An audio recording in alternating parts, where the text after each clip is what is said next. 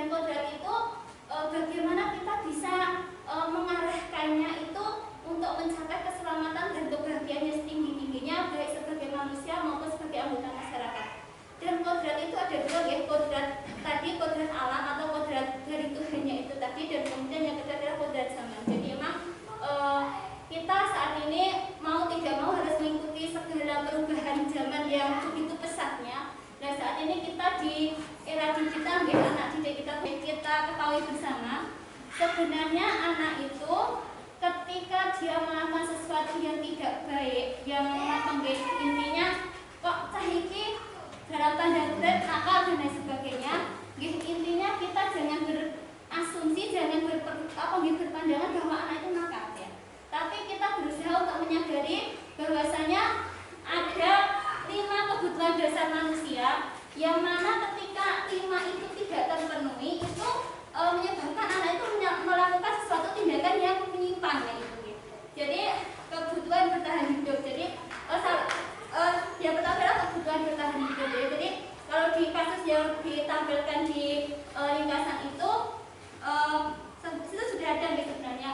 Nah, ketika anak itu kok ada kasus anak itu mencuri makanan dan lain sebagainya, kita jangan langsung menjustifikasi anak ini nakal dan lain sebagainya, tapi kita teliti dulu kenapa kok dia itu bisa seperti itu. Jangan-jangan dia benar-benar pada saat itu adalah lapar gitu. Karena memang ada yang kedua adalah cinta dan kasih sayang.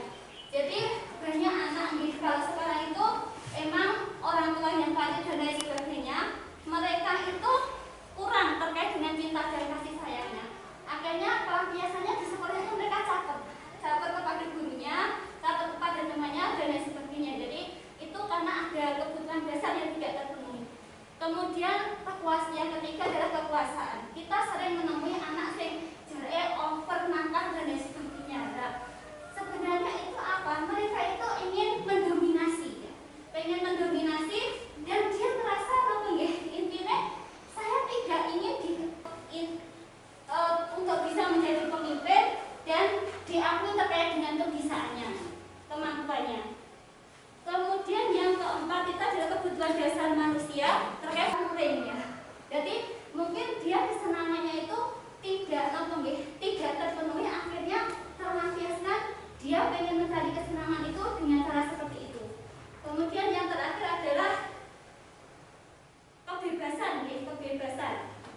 Terkadang perilaku manusia yang pertama untuk menghindari ketidaknyamanan dan hubungan sebenarnya ketika peraturan dibuat dengan ketat itu ada beberapa siswa yang dia tidak nyaman dan ketika melakukan itu hanya untuk menghindari terkait dengan hubungan itu. Kemudian yang kedua, mendapatkan imbalan atau penghargaan, mungkin pujian dari gurunya dan lain sebagainya. Yang ketiga, untuk menjadi orang yang mereka inginkan dan menghargai diri sendiri. Nah, inilah motivasi yang ketiga ini yang berusaha untuk kita terapkan ya. Kita terapkan di SDIT kita dan nanti upaya-upayanya apa? Ternyata ada ya ayat-ayat dalam Al-Positif, dan disiplin positif itulah yang akan diharapkan nanti itu bisa membangkitkan motivasi internal murid. Kita ini tidak terkait itu semuanya. Di kelas panjenengan sudah ada peraturan kelas. Kelas 1 itu baru dan di TK dulu mungkin masuknya juga belum aktif masuk 100% gitu ya. Sehingga anak-anak itu kalau disebutkan peraturan itu mereka masih cenderungnya merasa berarti kan jenenge peraturan itu yang mengatur saya tidak boleh ini dan tidak boleh itu. Jadi konsep dasar peraturan di anak-anak di usia kelas 1 SD itu mereka baru tahunya yang namanya peraturan itu ya sesuatu yang harus kita lakukan karena Pak Guru atau Bu Gurunya yang menyuruh gitu. Jadi kalau untuk konsep penanaman dia sudah memahami atau ke arah paham gitu ya seperti di kelas atas mungkin belum bisa ngaten. Ya, terima kasih Yesus ya. Nah, ini mungkin ibu yang dirahmati Allah Bapak Ibu semuanya. Ketika kita itu menggulirkan tata tertib peraturan tanpa melibatkan anak itu cenderungnya efeknya itu apakah memanusiakan mereka ataukah merobotkan mereka?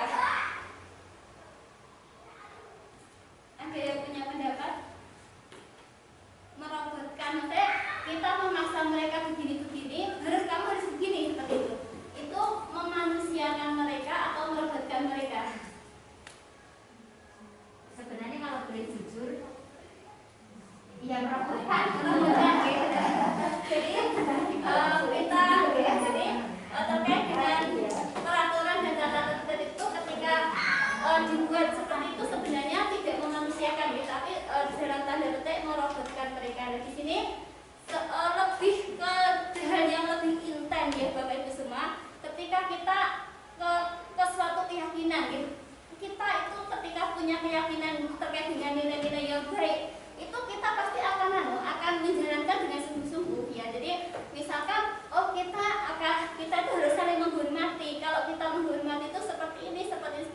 Ketika siswa itu sudah disadarkan ke hal yang seperti itu, maka dia ketika menjalankan itu insya Allah sudah ada ada hal yang berbeda, motivasinya itu berbeda.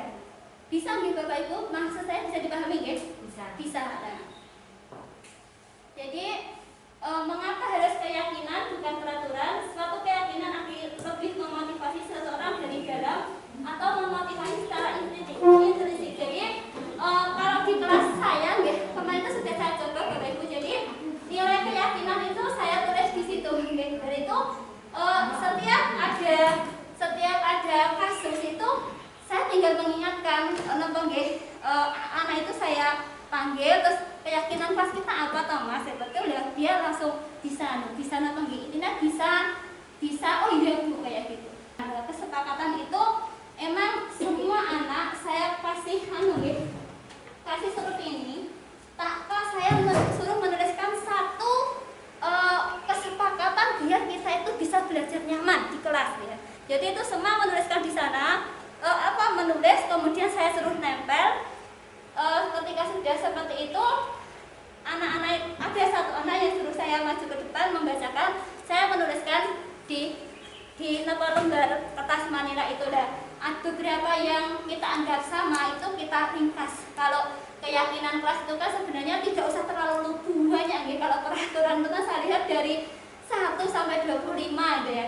Kalau keyakinan itu cukup 5 dulu. Nah, kemudian nanti itu intinya ketika itu sudah menginternal dalam diri anak, kelihatannya sudah pembiasaannya itu sudah bagus kayak gitu, kita tinjau kembali, kemudian kita buat keyakinan atau kesepakatan kelas yang baru. Jadi untuk penumbuhan karakter akhlak mulia kalau kita matinul qulub itu jadi bisa bertahap sedikit demi sedikit. Yang penting sudah menginternal dulu, kemudian kita refleksi, kemudian kita tambahkan.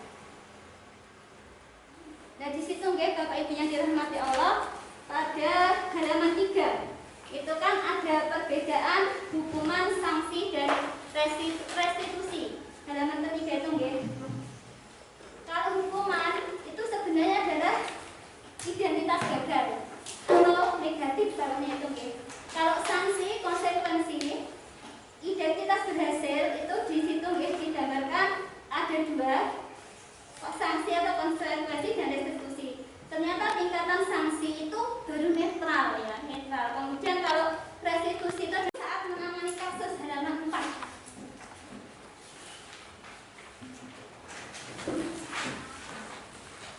Ya, posisi guru saat menangani kasus, kita baca sekilas ya. Kita baca, saya beri waktu 5 menit, dari itu nanti kita pada posisi mana?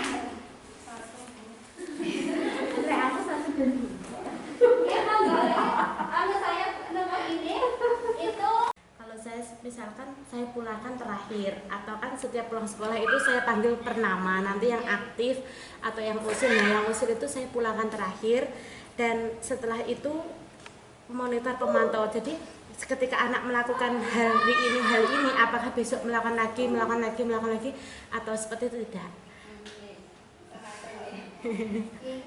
Bu, nanti posisi berapa Bu? Saya 1 dan 2. Ya, walaupun mungkin kata-katanya tidak ekstrim, tidak ekstrim, tapi mungkin maksudnya satu.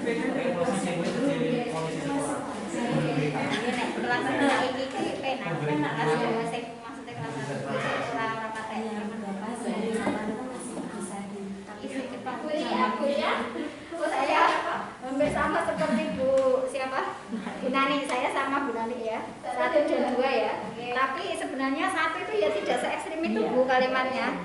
Cuma ya memang kalau saya melihat di penjelasan ini, itu saya ya masuknya ya 1 dan 2 itu. Ini yang saya balik kelas dulu ya. Bu Ika posisi berapa Bu? Ika nyambung. 3 sebagai teman ya, luar biasa. Bu Fitri Sundari.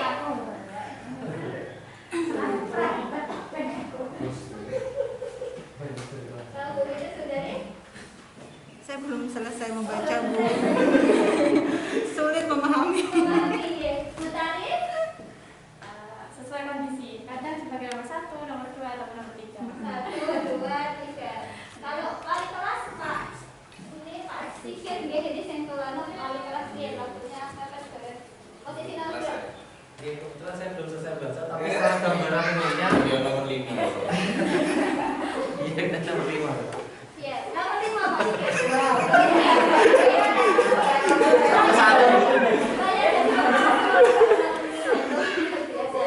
Nomor 1 bukan. Nomor 1 oke. Ini nggih Bapak Ibu semua yang kami hormati, emang posisi guru saat menangani murid itu yang paling rendah adalah tingkatan membuku bahasa puisinya. Jadi di sini ibunya Bapak Ibu dirahmati Allah, kita berupaya untuk tidak menjadi berupaya gitu untuk penghukum ini kita sirnakan dalam diri kita ya. Jadi kita berupaya untuk bisa ke arah yang lebih baik. Kemudian yang kedua itu membuat orang merasa bersalah. Biasanya kan saya sering kayak di kelas 6 itu kan ya emang mereka masa puber. Jadi ketika saya panggil kayak gitu, saya bilang dengan nada yang seperti sesuai dengan sikon kayak gitu, mereka diam merasa bersalah, dan ketika mau ketemu saya tuh sungkan kayak itu. Dan saya malah begini, oh kenapa dia jadi sungkan dengan saya, itu kan menjadikan anak itu merasa bersalah. Sebenarnya kan ketika kita itu sebagai guru, anak itu supaya bisa mendekat kepada kita, dari tidak merasa bersungkan dan lain sebagainya. Kemudian bahasa persuasi. Tapi di sini nggih, Bapak Ibu yang dirahmati Allah, ketika kita sebagai teman itu efeknya itu adalah anak itu ketika kita tidak menjadi teman dia akan kecewa. Ya, jadi ya nanti bisa dipahami di yang ada di ringkasan itu. Kemudian yang keempat adalah pemantau. Nah, posisi pemantau itu biasanya berawal dengan fakta dan data. Kamu hari ini sudah berbuat seperti ini, kemarin begini, itu kan dengan memantau pelanggaran kayak gitu. Dan ini posisi pemantau berdasarkan pada peraturan dan konsekuensi dengan menggunakan itu nggih. Dan posisi yang terbaik itu apa? Sebagai manajer. Manajer itu dia bisa sebagai berbuat sesuatu bersama dengan murid, mempersilahkan murid mempertanggungjawabkan perilakunya, mendukung murid agar dapat menemukan solusi atas permasalahan sendiri. Nah, manajer itu seperti apa? Kita bisa pada dasar manajer itu. Ini kan nggih Bapak Ibu yang dirahmati Allah. Coba dibuka halaman 5 untuk modul ini nggih. Modul yang ringkasannya saya buatkan itu dalam Quran surat As-Saffat ya, ayat 1 itu Nabi Ibrahim nggih, wahai anakku, sesungguhnya aku bermimpi bahwa aku menyembelihmu. Maka pikirkanlah bagaimana pendapatmu. Itu sebenarnya menginspirasi kita nggih, bahwasanya Nabi Ibrahim saja ketika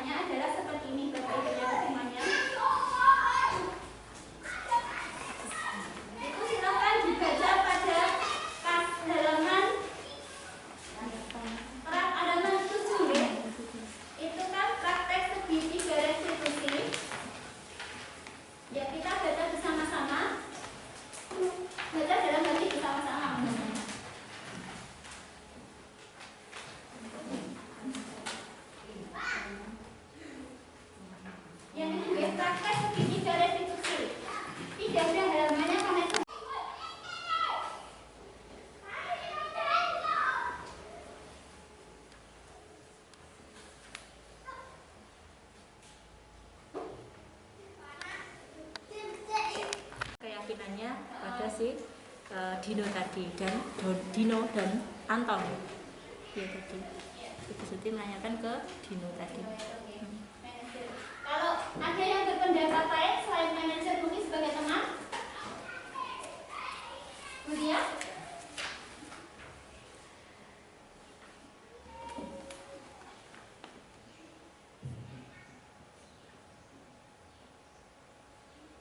Kalau sebagai teman tadi itu kan sepertinya setelah kejadian itu tidak ada tindak lanjut dan sudah selesai ya.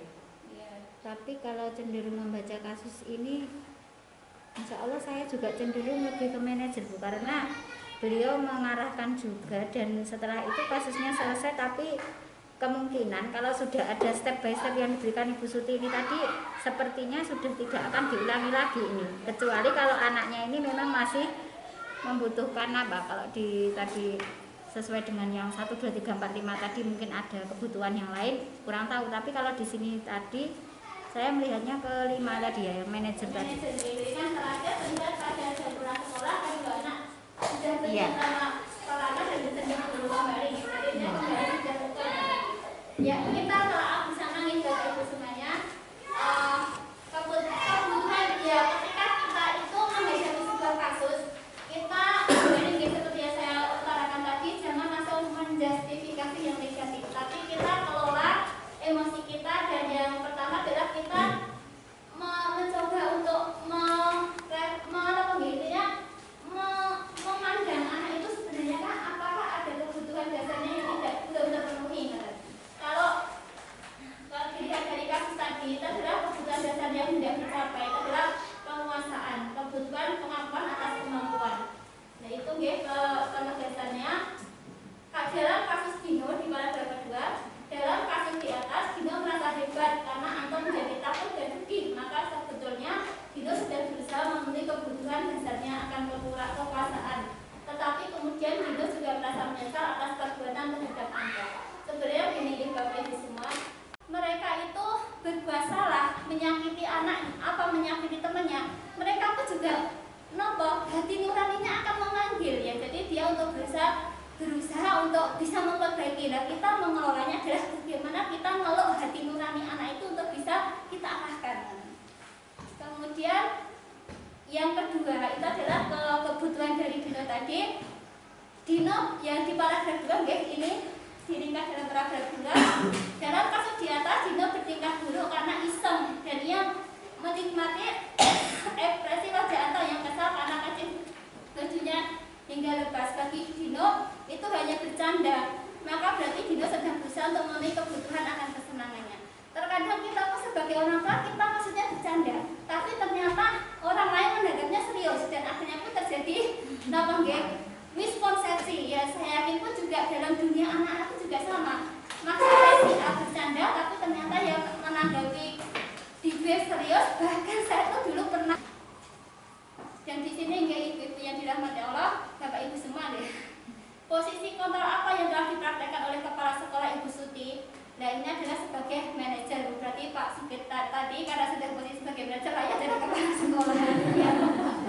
Ya jadi tapi tidak harus kepala sekolah yang menjadi manajer itu. Bahkan guru TK itu pun luar biasa nih, ngelok hati murid itu luar biasa. Karena guru-guru yang sudah sepuh itu apa yang diucapkan itu begitu dituntun, ditiru oleh anak didiknya.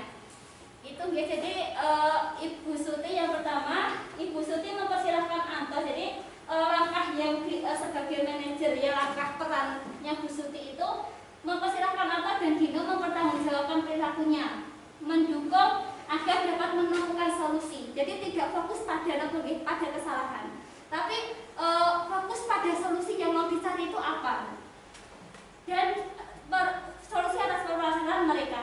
Kemudian yang kedua, Ibu Suti bertanya, apa kebutuhan Anto? Anto ingin agar kancing bajunya kembali seperti semula. Yang ketiga, Ibu Suti juga bertanya kepada Dino, apakah bersedia menjahit 3 kancing baju Anto yang lepas? Nah itu berarti apa? Yang keempat, Dino bersedia belajar ya, menjahit pada Pak Irfan, guru tata busana tanpa paksaan. Yang kelima, Dino dapat bertanggung jawab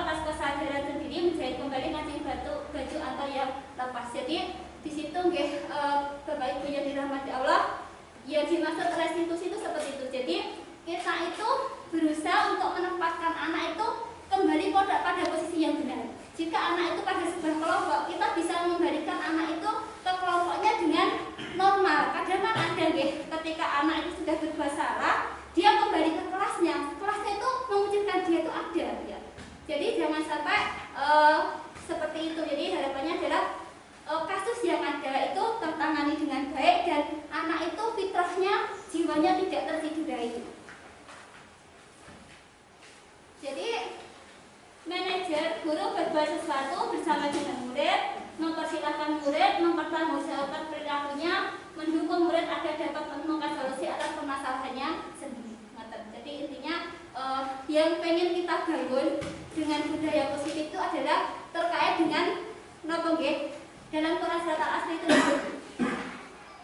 watawasau bil haqqi watawasau bis sabr. Jadi kita saling menasihati dengan kebenaran, kebaikan dan kebenaran. Jadi intinya untuk hari ini Bapak Ibu yang dirahmati Allah, kita itu sekedar baca.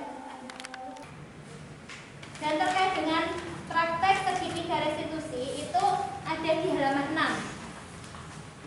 Segitiga restitusi.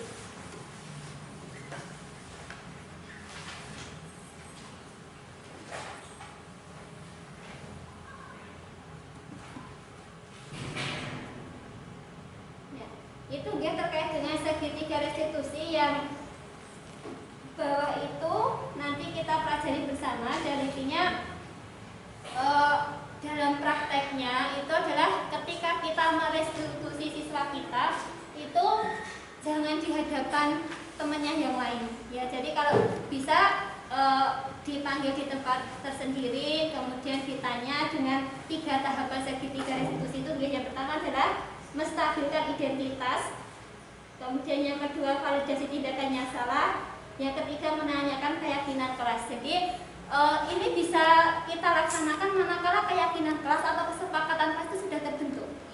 Jadi harapannya adalah mulai dari esok atau nopo membuat kesepakatan kelas dulu. Jadi kesepakatan kelas dibuat dulu, dan nanti ketika sewaktu-waktu kita ada siswa kita yang yang tidak melanggar kayak gitu, kita tanya, kita hadirkan di hadapan kita, kemudian kita tanya, kemudian kita